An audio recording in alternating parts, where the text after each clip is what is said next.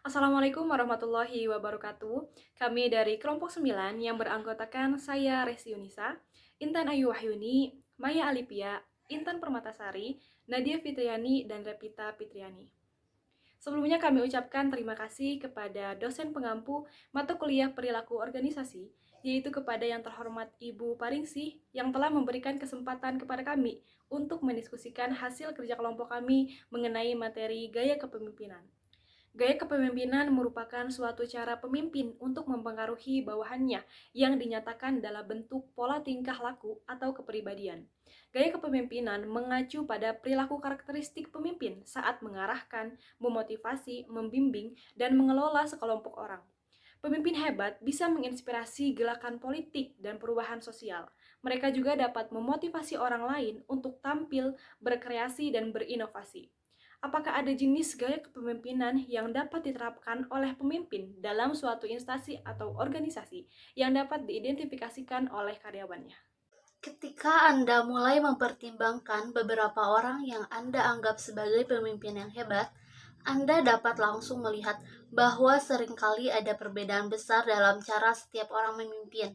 Untungnya, para peneliti telah mengembangkan teori dan kerangka kerja yang berbeda yang memungkinkan kita untuk lebih mengidentifikasi dan memahami gaya kepemimpinan yang berbeda ini. Berikut adalah beberapa macam gaya kepemimpinan. Yang pertama yaitu demokratis, yang kedua visioner, yang ketiga multikultural, yang keempat strategis, yang kelima suportif, yang keenam otokratis, dan yang terakhir yaitu transaksional. Terdapat macam-macam gaya kepemimpinan yang telah disebutkan oleh Repita yang mungkin akan disukai oleh karyawan atau mungkin juga tidak disukai oleh karyawan. Beberapa macam gaya ini mungkin muncul karena adanya pengalaman dan budaya yang selama ini dilakukan. Jadi yang saya tanyakan di sini, pengertian dari beberapa macam itu seperti apa? Jadi, yang pertama, demokratis. Para pemimpin demokrasi lebih cenderung bertanya bagaimana menurut Anda. Mereka berbagi informasi dengan karyawan tentang apapun yang mempengaruhi tanggung jawab pekerjaan mereka.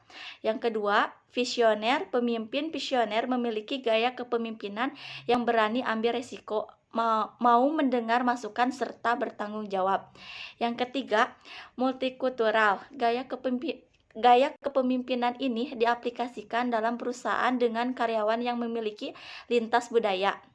Yang keempat, strategis. Gaya kepemimpinan strategis identik dengan tim riset karena mampu merancang pola dinamis agar sesuai pengembangan pasar. Yang kelima, suportif.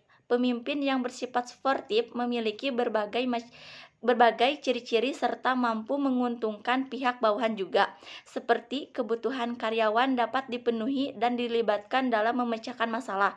Yang keenam, otokratis. Gaya ini memiliki kuasa penuh di dalam pemimpin. Pemimpin otoratis akan mengambil keputusan secara mutlak tanpa meminta masukan dari bawahan. Yang terakhir, yang ketujuh, transaksional. Gaya kepemimpinan transaksional berfungsi pada aturan atau kontrak kerja yang telah disetujui pihak karyawan. Gaya kepemimpinan yang efektif adalah gaya kepemimpinan yang dapat memberikan motivasi kerja pada pekerjanya.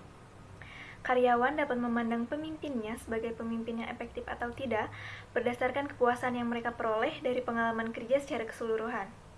Nah, kinerja karyawan akan baik apabila pimpinan dapat memberikan motivasi yang tepat dan pimpinan memiliki gaya kepemimpinan yang dapat diterima oleh seluruh karyawan dan mendukung terciptanya suasana kerja yang baik dan nyaman. Nah, pertanyaannya, gaya kepemimpinan yang efektif memiliki ciri-ciri. Nah, apa saja sih ciri-ciri tersebut? Gaya kepemimpinan yang efektif memiliki ciri-ciri sebagai berikut. Memperhitungkan minat sampai hasil akhir, memahami bahwa hasil adalah selalu penilaian terakhir, memiliki semangat menyelesaikan masalah, lebih demokratis daripada authority, memberikan kesempatan untuk mencapai potensi setiap orang, memiliki etika dan moral yang tinggi, dan mengambil tanggung jawab terhadap hasil tim. Dari diskusi ini dapat disimpulkan bahwa gaya kepemimpinan yang sebaiknya dijalankan oleh seorang pemimpin terhadap organisasinya sangat tergantung pada kondisi anggota organisasi itu sendiri. Pada dasarnya, tidak semua gaya kepemimpinan akan memiliki kecocokan untuk semua kondisi. Dengan mengetahui kondisi nyata karyawan, seorang pemimpin dapat memilih gaya kepemimpinan yang paling tepat, di mana gaya kepemimpinan yang paling tepat yaitu gaya kepemimpinan yang dapat memaksimalkan kinerja anggotanya dan mudah dalam menyesuaikan dengan segala situasi dalam organisasi. Itulah ulasan mengenai gaya kepemimpinan, jenis-jenisnya, dan gaya kepemimpinan yang seperti apa yang disebut gaya kepemimpinan yang ideal. Setiap karyawan akan menjalankan tugasnya dengan senang hati, tanpa keterpaksaan, jika pemimpin memiliki gaya kepemimpinan yang baik dan efektif. Sebaliknya, gaya kepemimpinan yang tidak efektif tidak akan memberikan pengarahan yang baik pada bawahannya sehingga sebagian besar karyawan melakukan pekerjaan dengan keterpaksaan dan memberikan hasil yang tidak maksimal. Oleh karena itu, dibutuhkan hubungan kerja baik antara pemimpin dengan karyawannya. Sekian presentasi dari kami, semoga bermanfaat dan dapat dipahami. Mohon maaf apabila ada kata yang kurang berkenan. Wabillahi taufiq wal hidayah. Wassalamualaikum warahmatullahi wabarakatuh.